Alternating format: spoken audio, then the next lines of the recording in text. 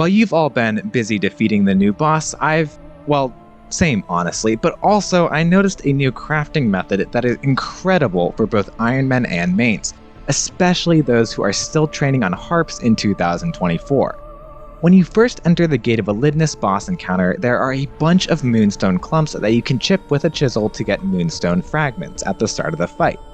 After that, rocks spawn and you can begin the fight. But what if you don't? That's exactly what we're going to do for this crafting method. Instead of fighting the boss, we are going to gather an absurd amount of the moonstone fragments. You chip them off every 2 ticks, meaning you can theoretically gather 15,000 in an hour, giving 300k XP per hour at level 99 crafting without boosts. Here's the catch. The boss throws attacks at you still, so you'll die pretty fast doing this method. I was able to AFK for about a minute and a half, a little bit more, before I lost the encounter. That's okay, but compared to other crafting methods that are profitable and give twice the XP rate, it's not worth it at all.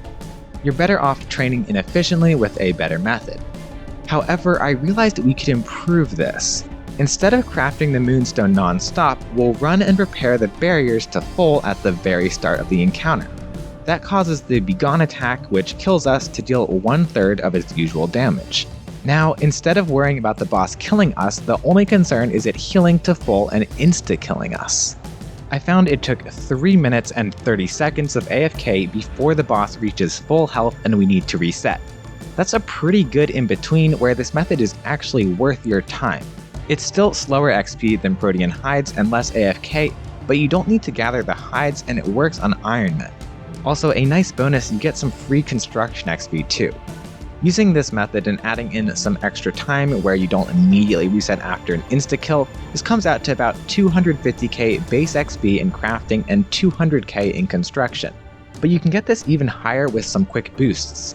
I've added in the Artisan set, an augmented item with Wise 4, and the Amulet of Offerings from the new quest, which gives an additional 3% XP in both fletching and crafting.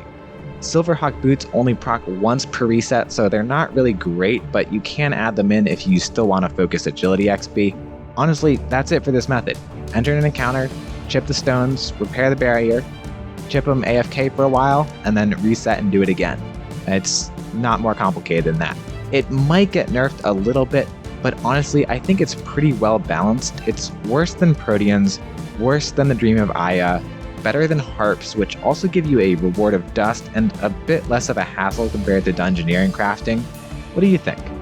Also, I know I said I'd make a guide for the Gate of Elidinis after it came out.